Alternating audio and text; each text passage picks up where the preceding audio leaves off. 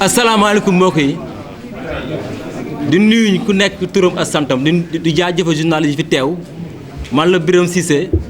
coordonnateur plateforme jeune leader républicain ñoo fi ñëwoon tey di waxtaan ak yéen di leen xamal ne plateforme li ko tax a jóg mooy dañoo gis ay jeunes yi fi nekkoon démb ak barki démb depuis 2008 am na ñoo xam ne c'est au-delà de 2008 au niveau du jeunesse ouverte de Macky Sall à l'université taxawoon amoon benn projet boo xam ne moom lañ àndoon ak le président Macky Sall yàlla def ci diggante bi ñu jaar fu métti nag après dem toog seen kër yi ndax yenn jëf-jëf yi yenn responsable di def ci parti bi di leen néewal doole di leen suul di leen sonal ñoom ñu dem toog ñun nag ñu toog ñu xalaat ñu ne ñooñu ñoo fi nekkoon démb ñoo taxoon tey ñu am pouvoir donc suñ buggee tey parti bi gën a amaat doole ñooñu dañ leen war a jëli ñun ñu am initiative ñun waa jeune leader républicain jóg dem seeti leen porte à porte téléphone di leen oo pour ñu ñëw tey défendre la vision du président Macky Sall pour ñu ñëw tey jox la majorité au soir du 31 juillet 2022 au président Macky Sall à l'Assemblée nationale parce que dafa am loo xam ne président Macky Sall da ko fi def tey si laay ñëw dugg si nii loolu ça mérite tout Sénégalais qui soit dans l'APR dafa mérite képp koo xam ne Sénégalais nga nekk biir APR que nga nekk feneen dafa mérite nga war a ñëw taxaw ba projet bi président Macky Sall bu ko def pour l'avenir des Sénégalais pour avenir jeunes yi tey mu nekk lu am te am na lu mu si def yéen ñi fàttaliku président Macky Sall en 2013 dafa indoon li ñuy naan acte 3 de la décentralisation acte 3 de la décentralisation dafa am lu tax mu wax ko c'était pour Sénégal dafa am li ñuy naan déséquilibre économique te gox-goxaat yi dafa amoon ay communautés rurales am tey li ñu fa nekkoon ay villages yoo xam ne nii tey dañuy former en communauté rurale te villages yooyu noonu dina am seen budget bopp dina am seen autonomie bopp président Macky Sall mu ne te dafa am li ñuy naan un déséquilibre économique dama ko rétablir si loolu mu waxoon 3 points la communalisation intégrale la départementalisation intégrale et le pôle de développement économique communalisation intégrale mooy lan mooy que àll yooyu noonu nga xam ne kenn mësu leen considéré fii Sénégal ñu ne président Macky Sall nag ñooñu de naa leen jox seen gëdd jox leen seen wàccuwaay jox leen li ñu naan commune ñu mën a am seen maire bopp mu defar seen goxu bopp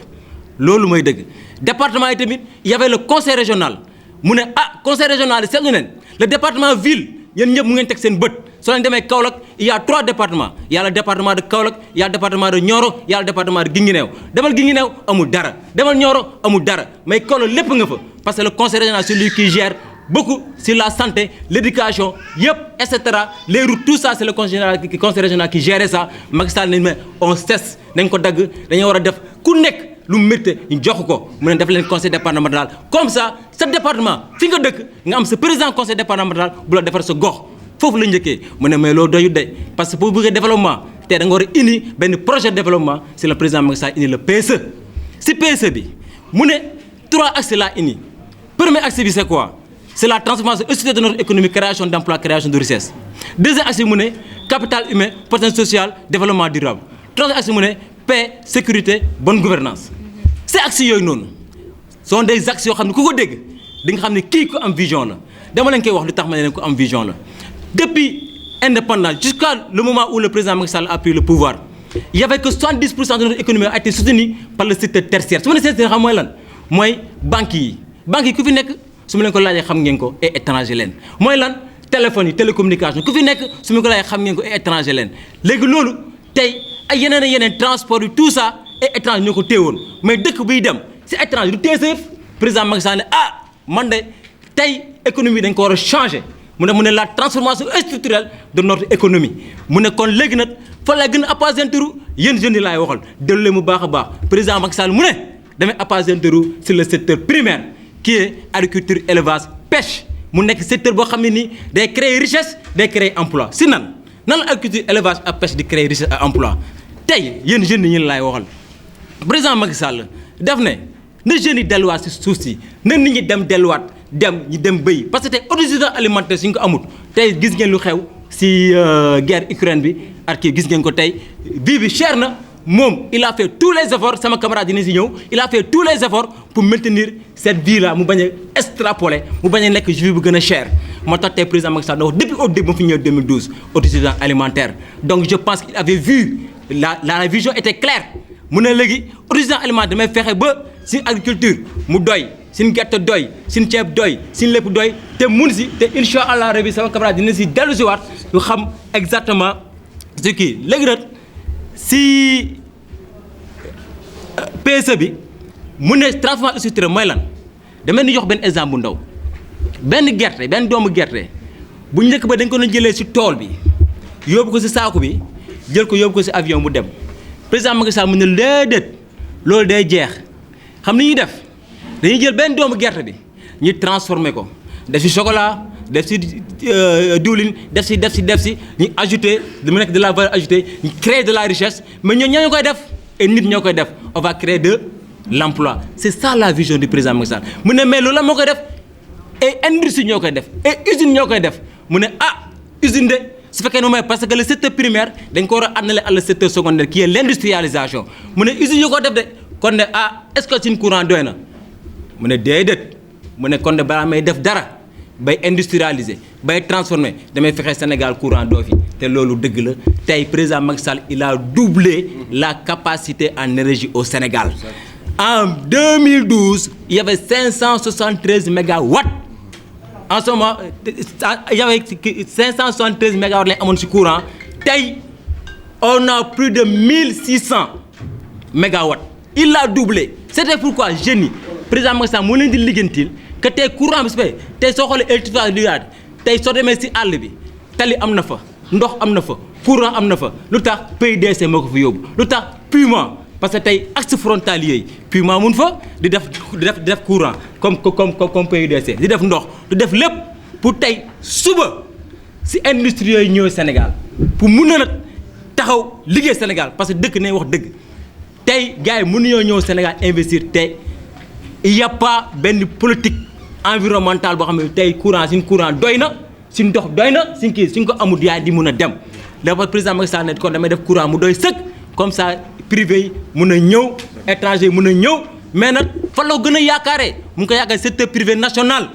et je fais appel au secteur privé national de se positionner te soo la on a autosuffisance en oignon on a autosuffisance en arachide te tey am na lu si yàqu yéen jeunes yi yéen laay waxal président Macky Sall teg na fi ay kii de financement la DER mun fi day financer la ADP moo mun fi dañuy financer bu leen kenn naxasal dem leen foofu ngeen laajte teg leen seen projet liggéey leen seen projet ngeen dem ngeen positionné wu sur la chaîne de valeur la mooy chaîne de valeur mooy tey si ñu béy soble sa tool ba am na ñu fekk di liggéey su paree am na ñoo xam ne ñoo koy def saako bi su paree am na ñoo xam ne ñoo koy distribuer su paree am na ñoo xam ne ñoo ko war a exporter su paree c'est ça la chaîne de valeur allez vous positionner là-bas soble baa ngi nëpp si àll bi mais pourquoi danañ dem uti financement ngeen dem créer ay magasin de stockage loolu dafa am président Macky Sall dafa leen ko defal léegi nag yenn jeunes yi au lieu ñu oo si ay concert de casserole au lieu ñu oo si ay xeex au lieu ñu kalee ñu reyante li leen nit ñi wax dëgg liggéey baan fii les moyens bu ñu ngi fii dem leen si àll bi ngeen ne yéen lan mooy seen problème ñu ne ñu ne siin gerte bi daf fiy yàqu ñu ne kon de bàyyi ma def outil projet boo xam ne dama stockage pour gerte gi stockage pour kii tey la distribution exportation bi yéen jeunes yi yéen ko war a def bu leen bàyyi secteur privé international bi jël seen place Sénégal dafa fi ñu jëm c'est ça la vision du président dafa fu mu war a jëm donc yéen bu leen topp si xeex a des xuloo anticiper c'est-à-dire que fu mu war a jëm jiitu leen ko fa dem leen soyez formel moo tax président Macky Sall indi 3FPT mu ne dama gis ne jeunes yi dañoo nekk dans le monde informel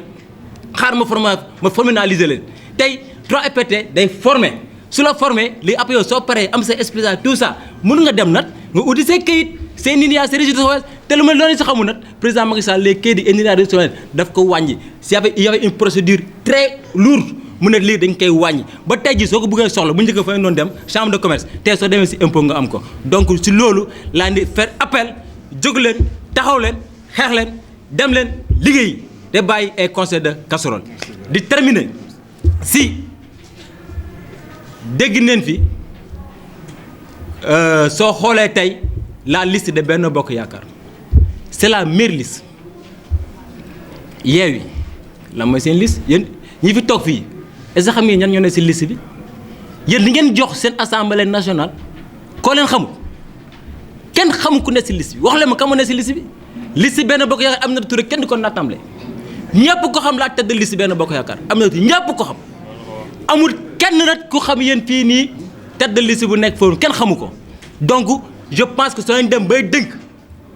dënk seen assemblée nationale ay sénégalais dañ koy dënk ñoo xam nañ leen d'après ils sont pourvus de compétences surtout de compétences donc Aminata Touré la tête de liste Benno Bokk Yaakaar ñëpp xam neen jaar-jaaram donc kooku kenn du ko wax la mooy compétence donc je pense que la meilleure liste et j'affirme et je signe que la meilleure liste c'est la liste Benno Bokk Yaakaar na ko ñëpp voté na ko ñëpp dem voté ji jël la liste Benno Bokk Yaakaar di wax ne opposition bi nga xam ne dañoo toog ñu ne tey dafa am nit ñi dee ñi bu ko teg suñu ndoddu état dama leen bëgg a xam loolu du dëgg lan moo nekkoon seen motif wax leen ma ko seen motif moo nekkoon lan dañoo jékki-jékki au Sénégal yëpp ñoo leen kaa la ñu xeex ñu ne lan moo tax ngeen di xeex ñu ne parce que dañoo gis ne ñun dañoo bëgg a naxasal dañu seen liste bi gars yaa ñuy jéem a jaay doole te nekkutoon dëgg ñoom ñoo respecté wul les procédures les lois et les règles respecté wuñ ko articles yi daan leen te pourtant demoon na si liste départementale bi ñu dem déposé ñu ànd ak yoon liste nationale ñu dem ñu ne seen liste baaxut ñu taxaw ne xeex génne nit ñi xeexaloon nit ñi ba toon di deesi ñi taxaw ne élection du am ñi taxawaat ne Benno Bokk Yaakaar du bokk mais finalement le même Sonko toog mu lu wax waaye léegi man damay dem élection mais loolu yebaate mënu ko daal yow nga oo nit ñi kaa la ñu xeex kaa la ñuy reyante yow xam nga ne li ngay def nii tegoo ko si yoon ba nga nit ñi deesi nga taxaw na léegi ne voilà léegi ñun Yewwi ñun dañuy dem élection dañuy bokk là je suis vraiment désolé mais je lance un appel na gars yi saisiru oo leen devant la justice ñu rendre compte c'est ça qu'on doit faire je vous remercie. yàgg sax daanaka li ëpp solo ñi fi jiitu wax nañ ko à savoir le coordonnateur monsieur Birame Cissé ak la secrétaire administrative Awa Baye ak Mansour donc man c'est Moustapha Ngom membre jeune leader républicain porte-parole jeune leader républicain bokk cellule communication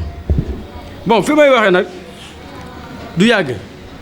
parce que je crois que bu fekkente ne déglu leen exposé bi ñii def mënatuñ ci teg lu gën a kawe xanaa lenn rek di amaat fàttali gu ñuy fàttali la population sénégalaise di lancer un appel à la jeunesse sénégalaise parce que bu fekkente ni suivre nañ exposé bi ñii fi jiitu wax ñun war nañu mën a xam ban président lañu am ak kan mooy suñu référence ndax nag am réew ay ndawam ñoo koy tabax waaye ndawam yooyu ñooy tabax ñu war a tabax réew moom ban modèle lañu war a am pour tabax réew damay laajte fii ci kër suñu kër yi yëpp bu ñu fa demee est-ce que ñun dans nos foyers kenn ci ñun dina encourager un enfant boo xam ne au bas âge lay jël di yàq mënagul joxe dépense waaye lu ñu andi mu toj télé yi yàq table banc yi lu ne mu def ko je crois que loolu kenn du ko cautionner sa kër kon je crois que ñun aussi bu fekkente ni dañoo bëgg a tabaxam réew di bàyyi suñu jeunesse parce que man du ma wax ne bëgguñu réew mi non parce que dañoo am ñoo xam ne xamaguñu ndax jeune nag dafa toll ci mu war a gëstu mu war a xam kan lay àndal tey ëllëg ak suba xool ci démb nit ki xool ci tayam pour xool ëllëg fan la jëm loolu dafa am solo ñun nag appel bi ñuy lancé waat mooy à la population jeune ñu xam ne le leader que nous avons ñi wax nañ ko léegi nii un président boo xam ne fii Sénégal tool tey réew yi ëpp doole ci àdduna bi dañ koy xëccoo mais est-ce que ñun nous avons le droit ñuy xool suñu président bi ak ni ko àdduna bi ci di ko jël pour mu defaral leen ak di koy wóolu ci ay règlement problème yoo xamante ni am na ñëpp gis nañ bi mu demee Russie Poutine ñi fa jaar yëpp day teg chaise bu mag fële ab table ngeen di wax par micro moom da koo accolade teew ak moom nii ñu waxtaan mu réglé problème mu Afrique réglé problème mu Sénégal mu dem Ukraine bi mu fa jugee yàggul dara ñu invité ko sommet G7 waaw loolu parmi les grands du monde ñëpp seetaan nañ ko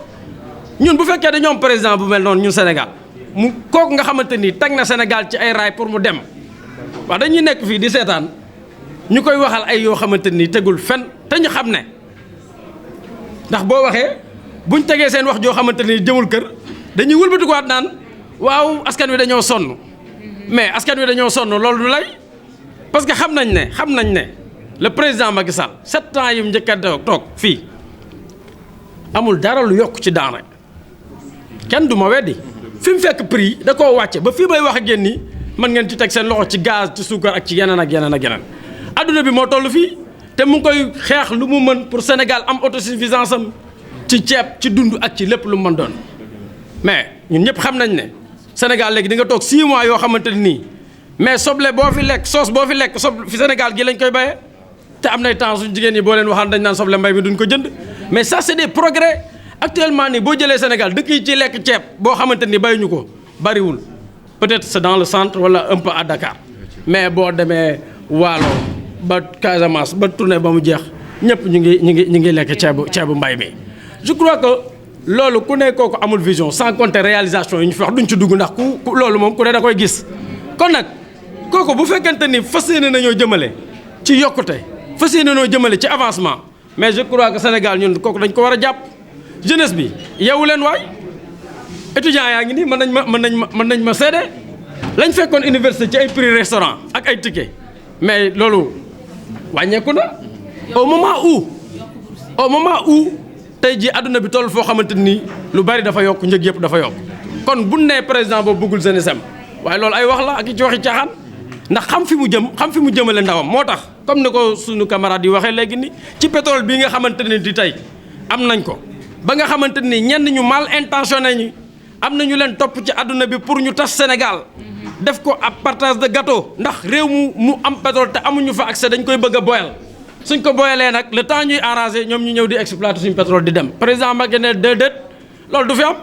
parce que ñun jàng nañ xam nañ mënuñu àdduna bi soxla ñu am dara ba pare te mënuñu koo gérer waaw loola nag ñi ko bëgg a yàq moom mu yew gu toll ne leen loolee jeunesse bi bu leen ko nangu kon waay nañ fàttali ko loolu nañ xam ne loolu yéene gum yéene jeunesse moo tax réserve na fa ci part bu importante boo xam ne pour la génération future ma ne kooku ku amul yërmande ku amul vision pour sa jeunesse ku amul esprit de développement mais loolu mënuloo ko. je crois que bu ñuy wax ci moom fii ba suba duñ fi jóge ndax nag vraiment def na lu bëri loolu dootuñ ci jaaraat wax na lu bëri def na loo xamante ne nii tey jii nii fii ba 20 ans lu fi waay laal da nga xam ne ci président Macky Sall yoonu yokkuteem PSE ci la ko tegee mu dem loolu nag ñu ngi ko ci saluer parce que li mu donnu ci Senghor Abdou Diouf Abdoulaye Wade da koo ful kon tey jii boobu président la ñu soxla boo xamante ne nii tey jii lim ñu tegal ci projet gëm nañ ko tey fan jëm ak projet bi nag loolu moom ay génération lay doon dina passé dem dina passé fu ne di dem kon je crois que je lance un appel à la jeunesse sénégalaise ñu conscient ñu am gëm-gëm ñu xalaat ne Europe sax neexatul fenn neexul demandez à nos frères qui sont là-bas chaque jour da ngay gis koo xam ne am na dañ naan ne ñoo xam ne billet moo leen fa bàyyi pour ñu ñibbisi te les jeunes qui partent d'ici suñ demee xam nga lu ñuy liggéey ay exploitation am mbay mais quelqu'un l'a dit tout à l'heure ubbi na bunt yi damay am lu ngeen wax fii léegi nii loo xamante ni jeunesse bi dama leen koy laaj souvent duñ ko xam dans beaucoup de régions soo demee Sénégal espace service mu nga fa où on regroupe les structures yi nga xamante ni dañuy financer ay jeunes je crois que y a 450 milliards boo xamante ni alors y a 450 milliards pour 3 ans yoo xamante ni jeunesse bi ak femmes yi war nañoo dem jëli ko mais je crois que loolu moo ëpp solo loolu la jeunesse bi war a xam pour xool nan la ñuy développer seen réew parce que état mënul jël ñëpp y a le secteur privé et il faut booster le secteur privé. je crois que chers camarades pour ne pas être trop long foofu lay tëjee di wax ne président bi ñu am nañ ko jàppale ndax fi mu bëgg a jëmee Sénégal vision bu leer la te tegal nañu liste bu nga xamante ni comme ni ko Birame waxee suñ ci jàppee on aura de vrais représentants à l'Assemblée ñoo xamante ne nii seen xel màcc na ci defar ndax bu ñu tuddee Mimi Touré tudd ñeneen ay Amadou ay ñeneen ñooñu yàgg nañoo liggéeyal Sénégal te yaakaar naa fii ñu toll nii lu jëmale Sénégal kanam moo leen yitteel waaye fexewuñu lu koy taal wala lu koy yàq te nag ku taalam réew wala ku bëgg a taalam réew mais nañ conscient kuy wote à la violence wala ngay yàqam réew mais boo ñëwee loo fay fekk est-ce que ku bëgg réew dina ko taal bala mu faa ñëw population sénégalaise na ñeewu te xam ne ñun suñu réew mi dañ koo defar depuis ca Senghor ba heure bi muy dem am nañ terre am nañ lépp kon heure bi du heure bi lañ koy yàq ku leen woo ci violence bañ leen parce que du génne doomam ku naan bàyyi leen sama doom jàngi mais je crois que yow sa doom mooy génn di xeex pourquoi léegi doomi jàmbur yi war a génn di xeex ñu leen di infiltrer di leen rey wala ñu leen def leneen loolu nous refusons aussi ñu ñëw di payer suñu ressources yi non Sénégal ay xalaat ak ay bopp moo koy defar lu mu mënti doon ñu teg ko sur la table avec la bénédiction de nos chefs religieux ñu respecté leen ñu digal ñu def ñu tere ñu bàyyi je crois que loolu ci la président Macky Sall nekk ci la ñi koy liggéeyal son gouvernement nekk ci la assemblée bi muy proposé nekk ci la ses députés ak ses ministres ak ses directeurs ak képp ku bokk ci moom ci la nekk kon chers camarades daal foofu lay gàttale di wax ne nañu ñaanaat Sénégal yàlla def ci jàmm ñu dem si tabaski bu jàmm yàlla may ñu xéwal yaatu te di féliciter président nag barki de moo Ndiaye malgré li ñëpp di wax barki de moo Ndiaye fexe na ba frontière Mali bi ubbi nañ ko ngir Sénégal yëpp mën a am xar malgré li nit ñëpp doon wax kon kooku vraiment c'est un bon président et c'est un excellent président je crois que nañ ko jàpp te ànd ak moom jërëjëf